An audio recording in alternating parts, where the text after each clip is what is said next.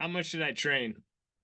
It's a foundational question, and the answer depends on your goals, which I don't want to make that the cop out to this discussion. So let's think over some things conceptually that will help you figure out how much you should train based on your goals and based on sustainability and actually achieving the things you want in the gym. So you could be a power lifter, you could be an Olympic lifter, you could be a CrossFitter, you could be an athlete, right? Training is going to be an important part of you achieving what you want to achieve.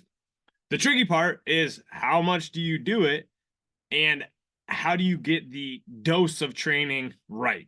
And that's going to depend on a lot of factors. So let's cover one of the big ones, which is frequency and intensity and like workload, meaning volume and intensity, right? So this is a poorly drawn cup. I want you to imagine with me here.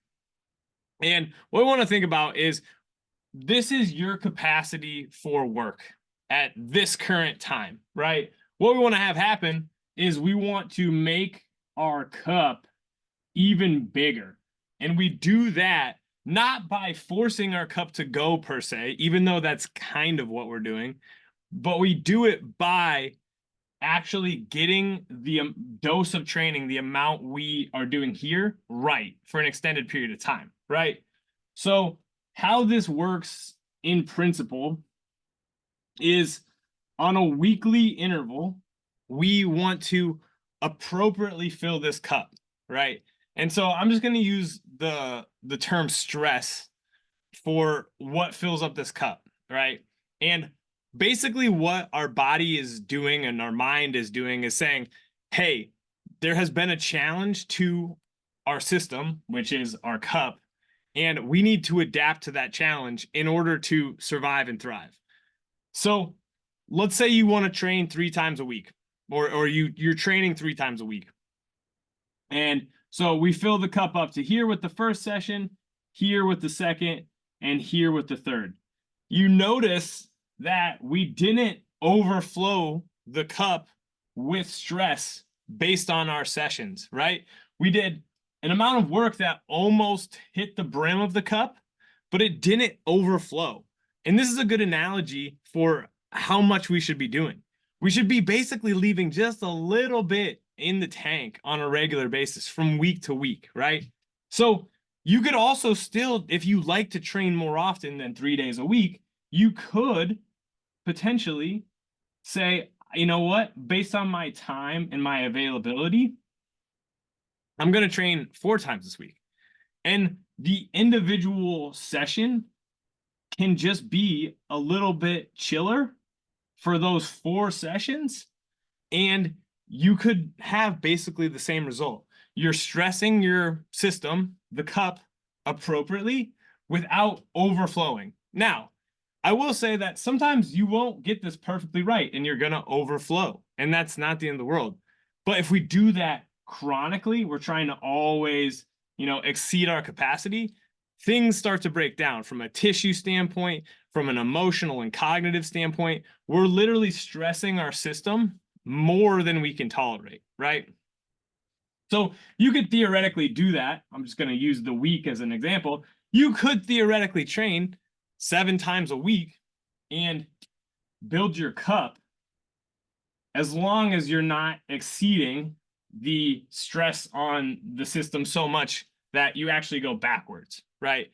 If you stress too much, what happens is the cup actually gets smaller. You become more prone to injury. You become more fatigable, and you're not actually adapting. If we get this right, if you get this right over time, what happens is you're signaling to your body that your cup needs to grow. And we can actually improve our capacity when we get things right over time, right?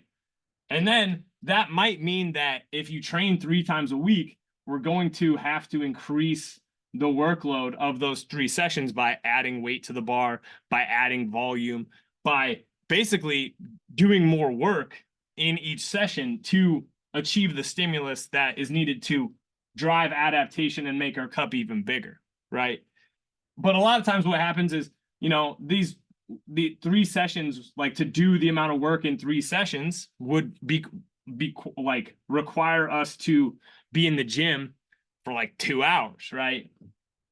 And so instead, what we do is we go to 4 days a week, right? And they're basically the amount of work in these 4 sessions. So 1, 2, 3, and then a fourth, say, or like a conditioning session or something like that, would help basically do the same thing over and over again. The problem that people run into on a regular basis is that they don't actually start where they are and train at the level that is appropriate for them. They go to the gym 5 times a week and they're just beating themselves up, and they start to get moans and groans that don't allow this to happen. So they get stuck here, and then they go backwards, and then they repeat the process over and over again.